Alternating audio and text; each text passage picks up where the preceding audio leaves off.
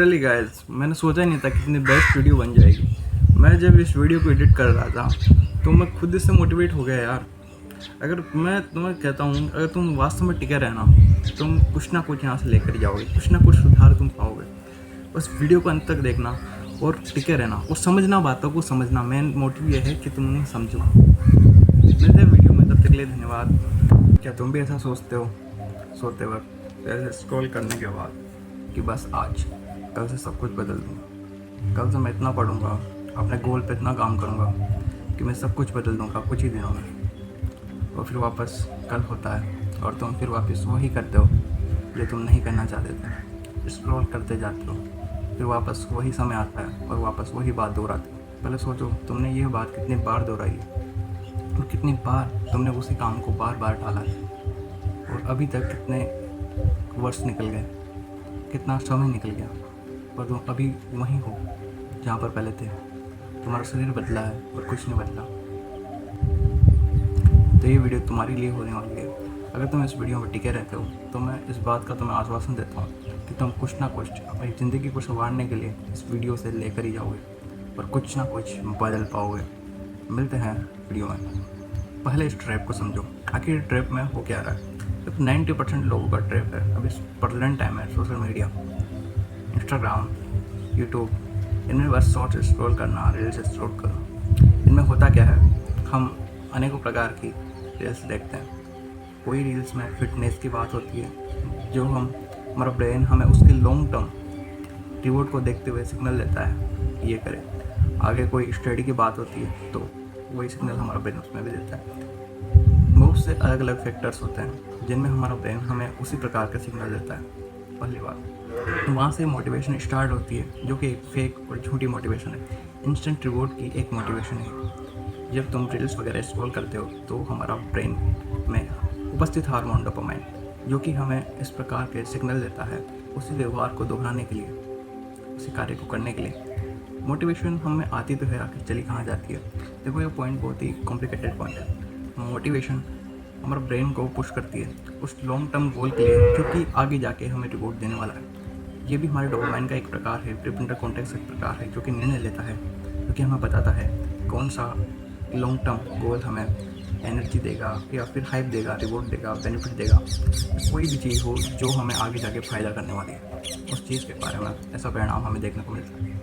अब होता क्या है, इंस्टेंट रिवॉर्ड और हमारा लॉन्ग टर्म गोल जब दोनों आमने सामने होते हैं तो हमारा ब्रेन का वही डोपामाइन सिस्टम काम करता है, जो रिवॉर्ड और मोटिवेशन के सिद्धांत पर कार्य करता है। जब भी हम कोई 30 सेकंड की रील्स देखते हैं तो हमें मात्र 30 सेकंड, 10 सेकंड, 5 सेकंड में ही वो इंस्टेंट रिवॉर्ड मिल जाता है, जो कि हमें एक लॉन्ग टर्म गोल पर फोकस करने और मेहनत करने 5 से 6 महीनों में मिलने वाला है। तो स्वाभाविक सी बात है, हमारा ब्रेन हमारी हर पल एनर्जी बताना चाहता है, तो वो इंस्टेंट एनर्जी जहाँ पर कम एनर्जी खर्च करके वो पा सकता है उस खुशी को, तो उसकी ओर ही अग्रसर होगा। स्वाभाविक सी बात है। फिर तुम अगर स्टार्ट करते हो ये लॉन्ग टर्म जर्नी धीरे धीरे, मानो तुमने मोटिवेशन आज बहुत था, आज तुमने स्टार्ट किया, आज एक पहला दिन था, तुमने आज ज़ोरों शोर से कार्य किया, कल वापस हो सकता है तुम्हारी हाइप ज़्यादा हो तो कर लो।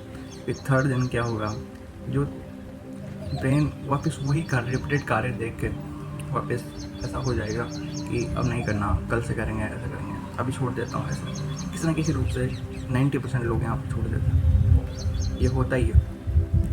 वैसे ही हमारे ब्रेन की एक टेस्टिंग है तुम्हारे लिए। यहाँ से तुम परिवर्तन कर सकते थे कि तुम वापस यहीं से आ जाते हो। और तुमने जब वो दिन छोड़ दिया थर्ड वाला, जब तुम स्टार्ट करना चाहते हो फोर्थ दिन तुम स्टार्ट नहीं करोगे। फिर तुम सोचोगे यार मेरे थर्ड दिन की मेहनत बेकार हो गई, उसके बाद वापस फर्स्ट से स्टार्ट करोगे। ऐसा कुछ नहीं होता है। लोग उठते हैं, गिरते हैं, उठते हैं, गिरते हैं, यही प्रोसेस चलता है। निरंतरता कोई ऐसा उपाय नहीं है कि हम लगातार मशीन की तरह कार्य करते चले जाएं। निरंतरता में मुख्यतः यही है कि अगर हमारा कैलेंडर में एक रेड टिक हो गया है तो आगे रेड टिक को नहीं होना देना, उसको रोकना है, उसको ब्लू टिक में बदल देना है, ग्रीन टिक में बदल देना है। ठीक है। मोस्टली ब्लू टिक इसलिए यूज़ करते हैं कि उसमें किसी दिन हमने कार्य तो किया है लेकिन प्रोडक्टिविटी नहीं निकली है, इसलिए भी ग्रीन। और ग्रीन टिक जो बहुत ही प्रोडक्टिव दिन निकला है उसके लिए यूज़ करता है। अब मुख्य पॉइंट था हमारा, होता क्या है, जब कोई भी आदमी, कोई भी भाई, तुम सब मेरे भाई हो, मैं तुम्हें स्वाभाविक बता रहा हूँ, पहले मेरा चैनल क्रिएट करने का मन था कि वीडियोस बनाऊंगा या फिर ऐसे बनाऊंगा, पर जब मैंने खुद को देखा ना कि अगर कोई मुझे गाइड करता तो मैं अभी यहाँ पर नहीं होता, कुछ और आगे होता। तो टू बी होनेस्ट ब्रदर, इसलिए मैं तुम्हारे लिए वीडियोस बहुत ही ज़्यादा इंपॉर्टेंट समझता हूँ। अगर तुम चाहो तो मुझसे जुड़ सकते हो, नहीं तो जो ज़्यादा एडवांस बंदे होते हैं, ज़्यादा होशियार होते हैं, तो सोचते हैं यार इसमें इसका फ़ायदा है, ये फ़ायदा है, पर वो खुद का भी फ़ायदा उसमें बिल्कुल नहीं देख पाते। दूसरे के फ़ायदे से वो इतना उलझ जाते हैं ना कि खुद का कुछ नहीं देख पाते। इसलिए तुम चाहो तो जुड़ सकते हो ना, मैं कोई तुम्हें फोर्स नहीं करने वाला। मुख्य पॉइंट हमारा ये था कि मोटिवेशन से कार्य करना ज़रूरी नहीं है, बिना मोटिवेशन के एक्शन करो।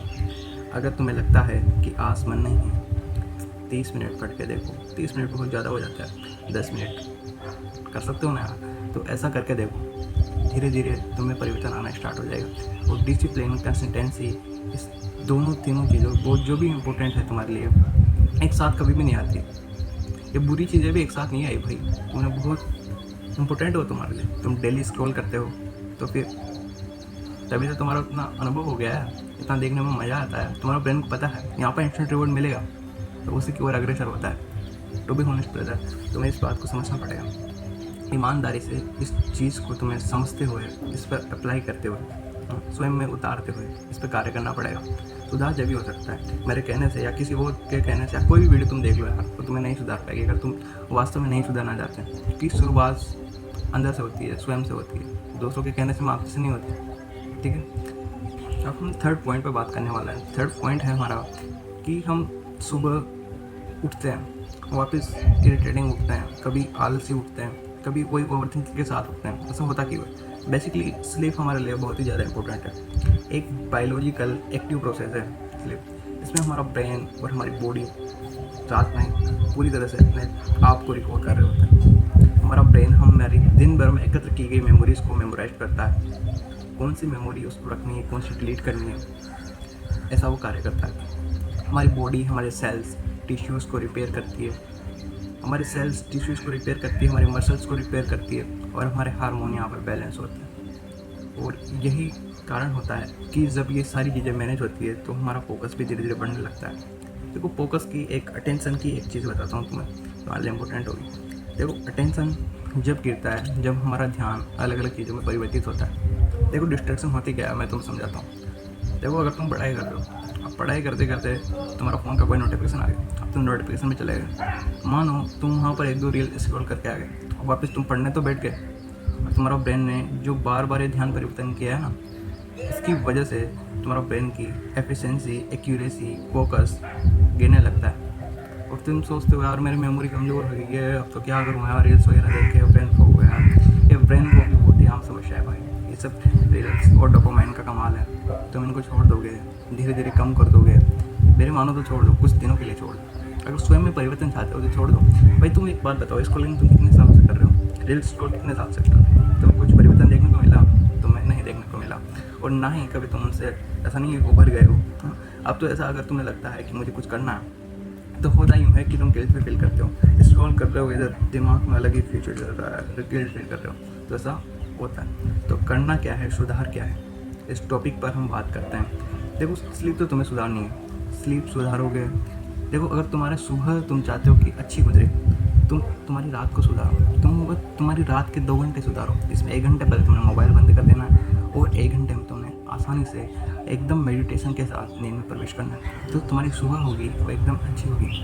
उसमें होगा क्या, तुम्हारी सुबह में जब तुम उठते हो ना, तो ओवर थिंकिंग नहीं चलती रहेगी, तुम्हारा दिमाग हैवी नहीं महसूस होगा तुम्हें। अगर तुम सुबह भी मेडिटेशन कर लेते हो, तुम्हारा दिन थोड़ा अच्छा होगा। मैं अनुभव आधारित बता रहा हूँ यार, मैं ऐसे नहीं बता रहा, कहाँ से ऐसा नहीं बता रहा तुम्हें। और साइंटिफिकली प्रूव्ड है ये चीज़ें, स्लीप वगैरह बहुत सी अकेडमीज है, बहुत से इंस्टीट्यूट है जो इन पर रिसर्च करते हैं। वास्तव में ऐसा है। अगर तुम परिवर्तन चाहते हो तो तुम्हें बदलना पड़ेगा, इसके अलावा कोई सोल्यूशन नहीं है। और जो पेन फील होता है दिन रात काम करने के बाद, उसे एंडोर्फिन हार्मोन मिलता है।